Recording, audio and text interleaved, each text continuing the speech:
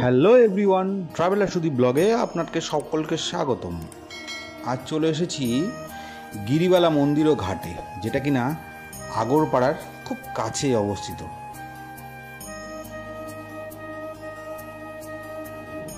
এই মন্দির সংলগ্ন যে ঘাটটা আছে, বৃষ্টির দিনে এক কথায় অসাধারণ লাগে। ঘাট দিয়ে সোজা আস্তে আস্তে আমরা চলে এলাম মন্দিরের ঠিক ভেতরে। আসলে এটা রাধা গোবিন্দ জিউ নামে পরিচিত।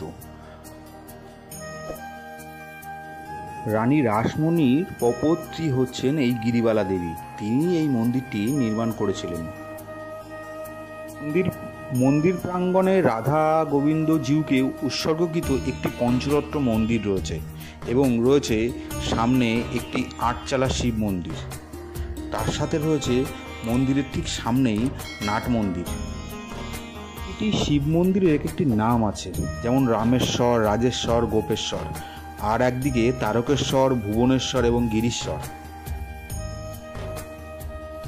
এই সুন্দর সাদা রঙের 5টি চূড়া বিশিষ্ট দক্ষিণমুখী মন্দিরটি গোপালকৃষ্ণ দাসের স্ত্রী গিরিবালা দাসী 18ই জ্যৈষ্ঠ 1318 বঙ্গাব্দে নির্মাণ করেছিলেন। গিরিবালা দেবী ছিলেন জানবাজারের রানী রাসমণির পপত্রী। আমার এই ছোট্ট মিনি ব্লগটা ভালো লাগলে অবশ্যই লাইক, কমেন্ট অ্যান্ড সাবস্ক্রাইব করে দেবেন। আবার দেখা হচ্ছে নতুন কোনো কিছু নিয়ে।